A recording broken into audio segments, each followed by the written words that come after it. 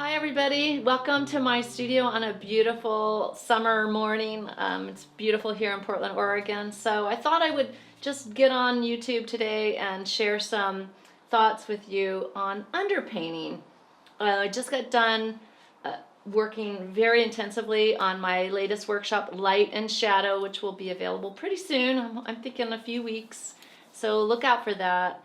Um, and also head to pastelpaintinglessons.com. I have a whole array of lessons, full lessons, instructional videos there for you. But today, I get a lot of questions about underpainting. So today I thought I would address that. What's the point of an underpainting if we're going to use pastels? Well, for me, there's a lot of really important things about underpainting and very good reasons why I want to start with an underpainting.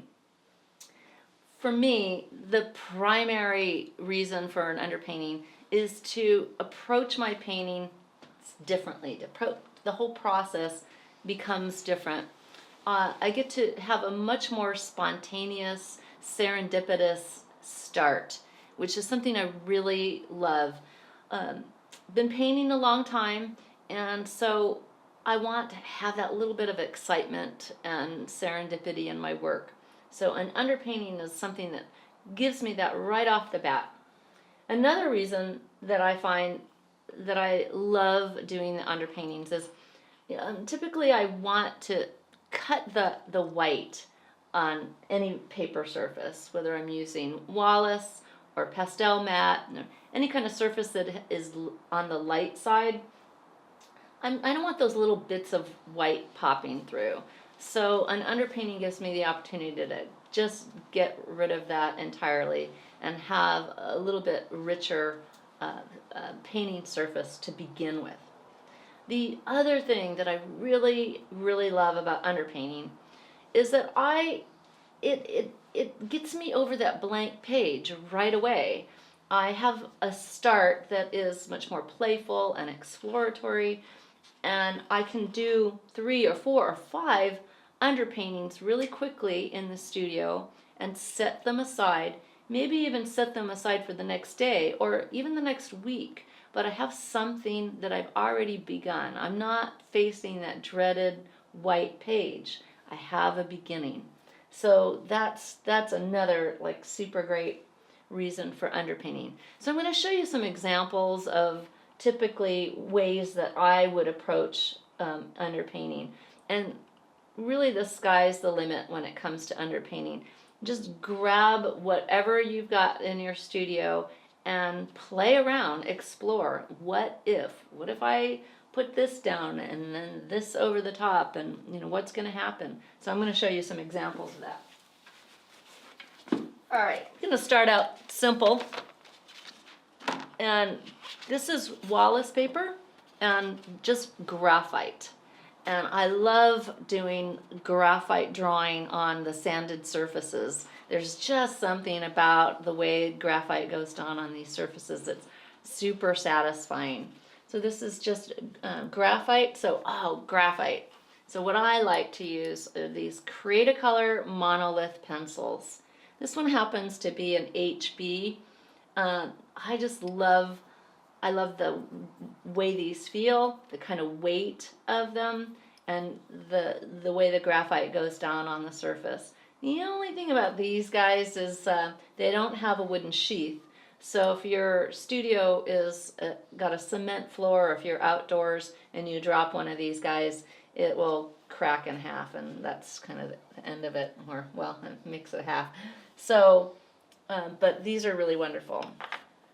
The other thing that I did on this particular drawing is I used a cosmetic sponge or cosmetic wedge, these little guys.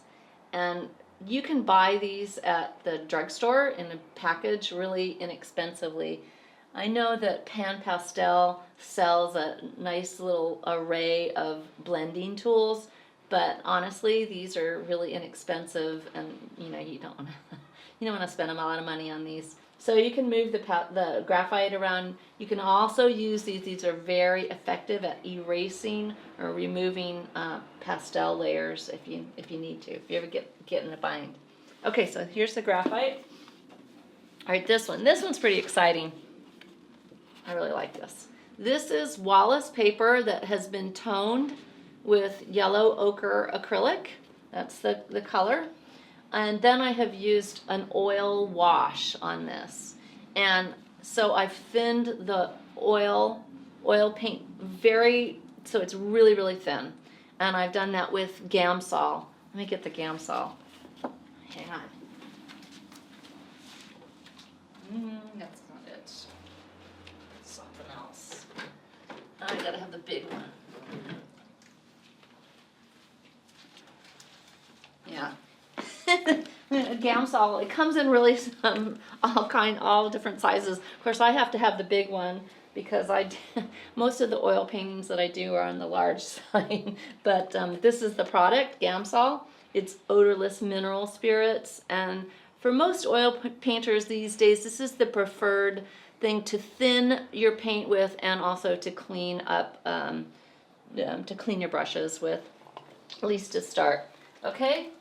So that's what I've done on this guy, and you can see what's kind of really exciting about this is the drips and the blooms and the things that are going to happen on this that are slightly different than if you used any other painting medium. Has a slightly different look than perhaps fluid acrylics or watercolor.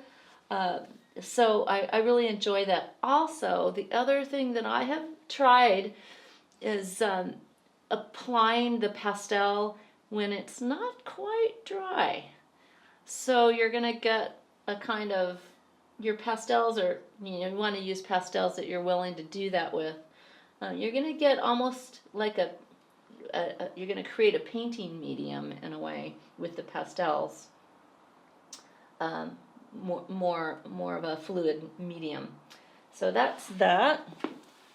Okay, this guy. This is on, I believe it's Wallace paper. This is a little bit older. These are a little bit older samples. So this is pan pastel. So this is in fact a pastel underpainting. And I've just moved this around with one of the cosmetic sponges. I am not a big pan pastel user. But I do like it for some things, and underpainting is definitely one of those. So I have a small set of pan pastels, and just to show you, in case you guys that don't know, let's see. Oh, I have some right here. These are the pan pastels. These guys, they're almost like little cosmetic dishes. So they're a lot different than the sticks. Okay, but this is a really soft atmospheric look. So if you're going for this kind of look, this might be a good way to go. Okay, I've got another graphite one. Oh, this one's pretty exciting too. So this is acrylic paint that is applied in a very thick manner, and I've done it with a combination of brush work and some knife work. I think there's a little bit of graphite in here too. So it's a mixture. So don't be afraid to mix it up. Graphite, paint, whatever. So putting pastel over this, especially the textured areas, is going to get something that's very spontaneous and maybe even having an abstract look. I always like to give myself some set parameters whenever I'm painting. This is a very monochromatic start. It's always a good idea for me to give myself, okay, I'm going to do monochromatic. I'm going to do keep everything that I'm doing this week at a particular size or a particular theme. Whenever I do that, it helps me get over that sort of fear factor of the blank page, that fear factor of just, you know, is it going to turn out? And lets me jump in to more of a set playground. When you think about a playground, it's got a lot of structure and boundaries to it, and so when you're inside it, you're safe and you can play. So that's kind of the same thing that I like to do when I'm approaching painting. Okay, watercolor. This is a little different thing. This is a little apple. This is on Wallace paper, and this is straight watercolor. Now, a couple things about doing watercolor underpaintings. As with any kind of underpainting, you can approach it in a couple different ways. An underpainting can be just absolutely abstract, just completely color field. It can give you a little bit of the foundation or an idea of what subject-wise you're painting, or it can actually maintain or help you build the structure of your painting. So a true underpainting in the sense that it's very related to, in a realistic way, to the whatever it is you're going to paint. And I'll show you a couple examples of that are finished pieces. But in terms of using watercolor, so of course, you know, you could use something like this, these cheap ones. These are great for when you're traveling. I have a couple nice small travel sets of watercolor that are a little bit better than these Prang ones, and those are fine. But usually when I'm in the studio and I'm doing a watercolor underpainting, I'm going to use these trays, and I'm going to get out my tubes of watercolor and put fresh watercolor paint in here, and use a bristle brush. You're going to want to use an old brush for any kind of underpainting that you're going to apply to the sanded surfaces. Couple reasons for that. So, well, the main reason is you'll ruin your brushes. See, this isn't just an old crummy brush.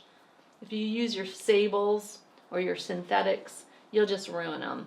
So whatever brush you're going to use, just plan on it not coming out alive, so to speak, from the sanded paper. So then, once I've got the appropriate brush, I want to use that nice fresh watercolor. The reason being is that I want whatever I apply to be really chromatic. I'm going to put down a lot of paint because there's a very significant dry down of the watercolor. It's going to dry much lighter than you apply it. So I always put more down than I think. For me, there's really no reason to put a really thin watercolor underpainting, because that's not the point for me. I'm either trying to fill the tooth of the white, or I'm trying to get that abstract, dynamic, chromatic start.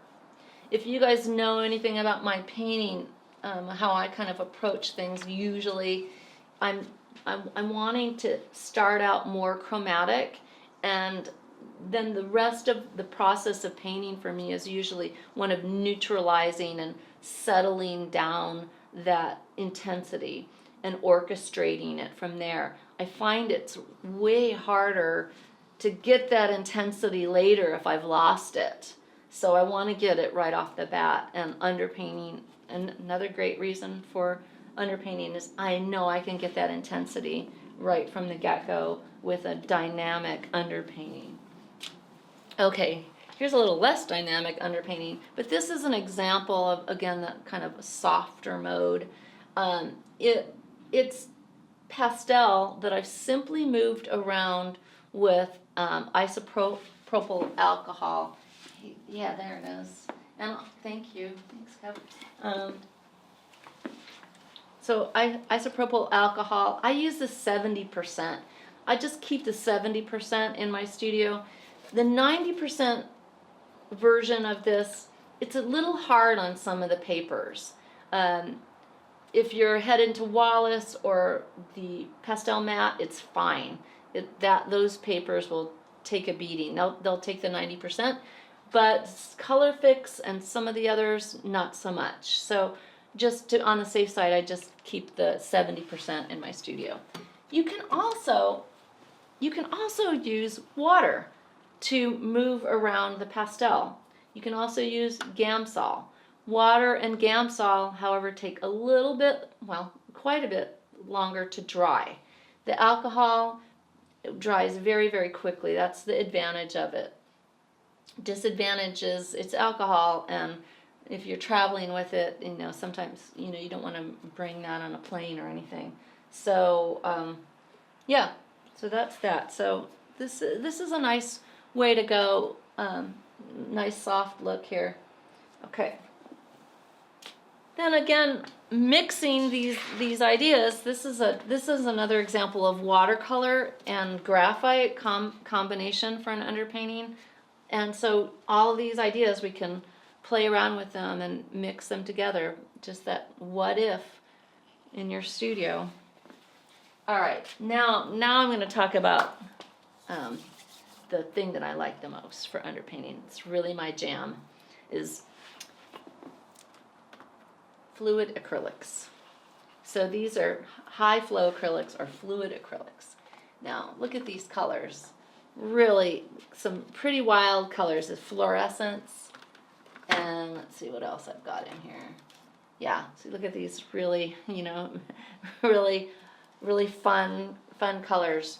The thing that's great about these is they end up being less expensive than using the, you know, very nice watercolors. They're really thin. They're made for using with an airbrush, so they're super thin but very chromatic. So you get a lot of bang for your buck, and I just think they're fun. Also, they come in these bottles. You can drip them and spray them and all kinds of fun stuff with them. You can really go nuts with them. So these are great. These are golden. There's other brands that you can get, and all kinds of colors. Also, this little spray bottle comes in handy because I'm gonna want to fiddle around with that paint once I've got it on there. So this is an example, a nice example of a really abstract start. Yeah, I'm starting with a horizon, so I have the landscape in mind, but if I were to start in with pastel with this one, I probably would use what I have here and respond to it rather than having a very set idea going into what it was going to end up like. I love this. I love these drips. Can get a spray bottle as you're using the paint, make sprays, get these drips running and the blooms going, and just really fun and dynamic way to start off. Here's a couple other examples. Some lilies that I haven't gotten to yet, but you can see really bright chromatic way to start out. Really fun. Okay, now the other thing I wanted to talk about was I did a workshop a couple years ago for 21 Secrets, and during that workshop we did a series of pairs with all kinds of underpaintings, and so I'm going to show you some of those samples and how they turned out, because each one has some pastel applied but has a different kind of underpainting, so you can kind of get a nice idea of some results that you might expect. So this was the fluid acrylics, and I've used quite a lot of pastel on top, but you can see that, you know, that I've still got some of these nice drips that gives me some more dynamic activity on the edges, so it's pretty fun. I like that. So this one is using the pan pastel, so nice soft atmospheric look. So it's cool, a little bit of graphite in there as well, but again pastel. Oh, this one, I forgot to talk about this one. So this one had a Sharpie drawing underneath, so really a very graphic look, and totally different mode of mark making, which I'm always trying to come up with new ways of making marks. whether that's with the sticks, with different tools, with different media, inks, and I just want to be really playful. I think it's super important to make studio time that is permission time, that you don't have a great intention to be painting for a show or painting in a very serious mode. This permission time, I think, is integral to our growth and nudging ourselves forward creatively, and really finding your own voice. So if you don't give yourself time to play around, permission to do it badly also. Okay, so this one's kind of interesting. This one is a mono print underpainting. So on one piece of paper, I have applied a bunch of pastel, wet a second piece of paper, smushed them together, and took a rolling pin and transferred some of that pastel to the second piece of paper.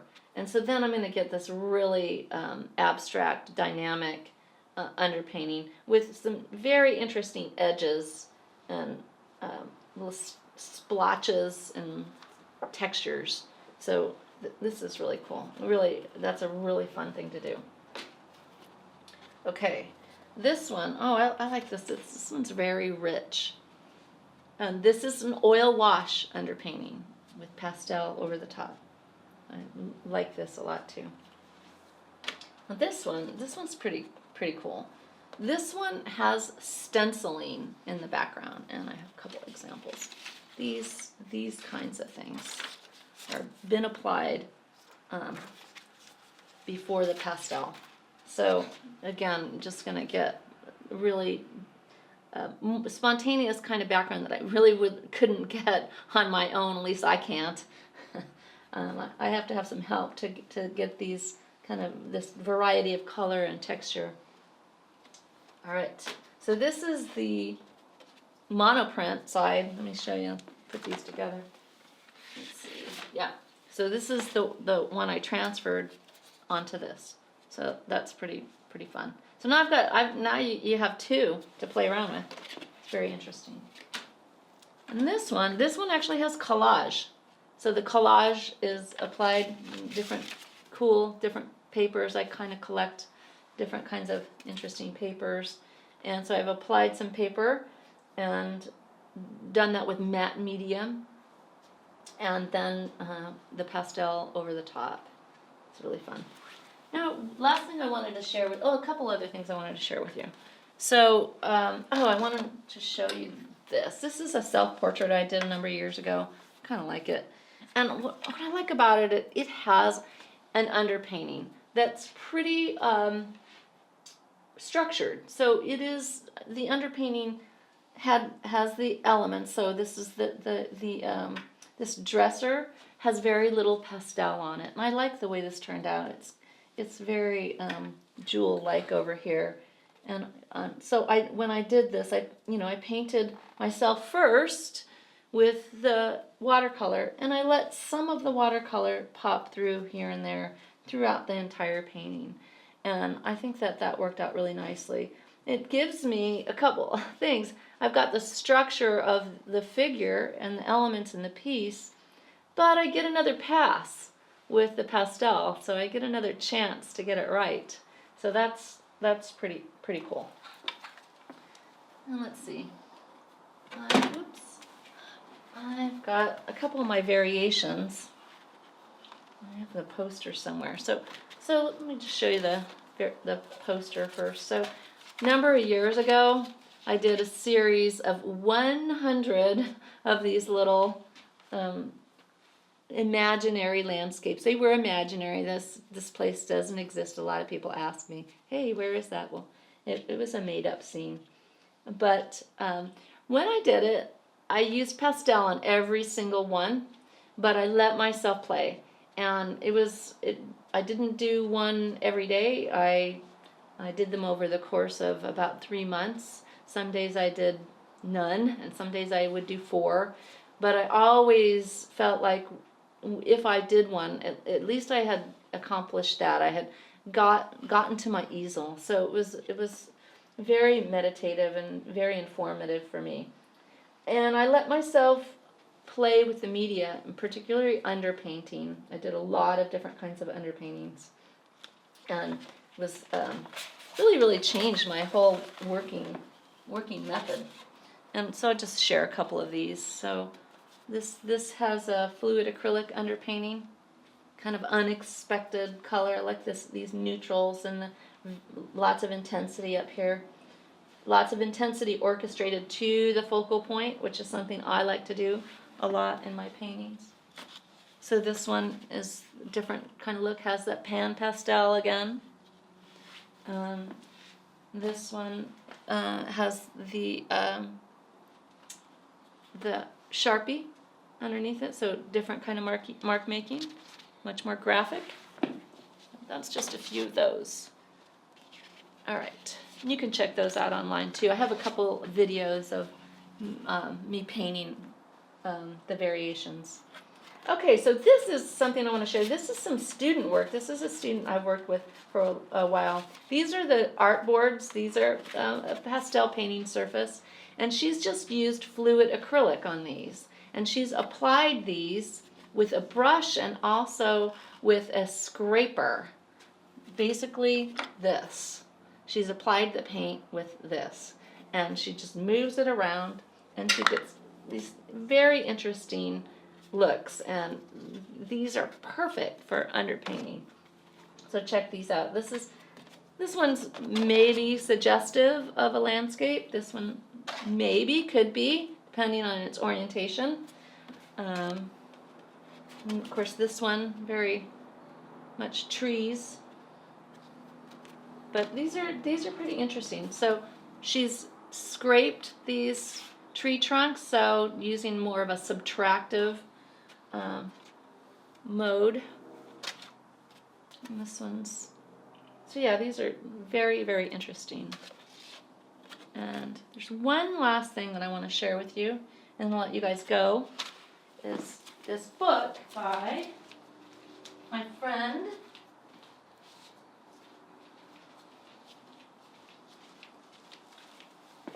This is a book by my friend and colleague, Dawn Emerson, Pastel Innovations.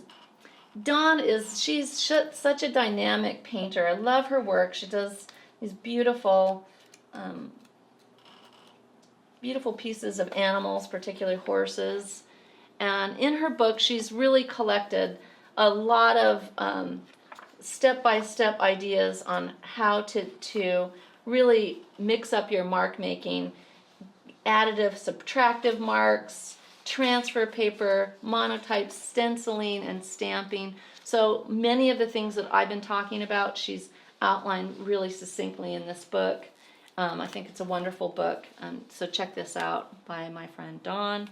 And be sure to look for my light and shadow workshop. It's coming. Should be out really soon. It's over, I think it's almost 3.5 hours of video, 5 assignments, and lots of pretty in-depth study about light and shadow. It's probably my most advanced workshop to date. So check that out, and be sure to subscribe if you like this video. Give me a thumbs up, and all that good stuff. And I appreciate you watching, and I will be back with more videos really soon. All right, see you later.